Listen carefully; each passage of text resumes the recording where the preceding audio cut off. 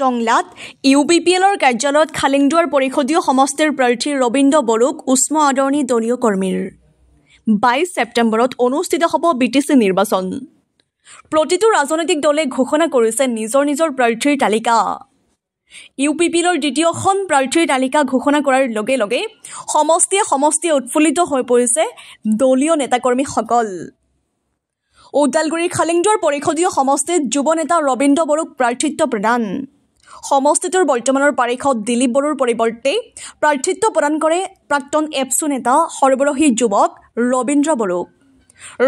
বড়োৰ প্ৰাৰ্থিত্বক লৈ দলীয় কৰ্মীৰ মাজত ব্যাপক উৎসাহ দেখিবলৈ পোৱা গৈছে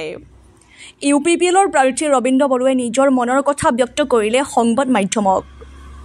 টংলাৰ পৰা চিন্ময় শৰ্মাৰ ৰিপৰ্ট AIN লাইভ নিশ্চয় মই পোনপ্ৰথমে আমাৰ সন্মানীয় ইউপিএল দলৰ সভাপতি তথা বিটিআৰৰ চিফ প্ৰমোদ বড়োদেৱক মই ধন্যবাদ দিছোঁ কাৰণ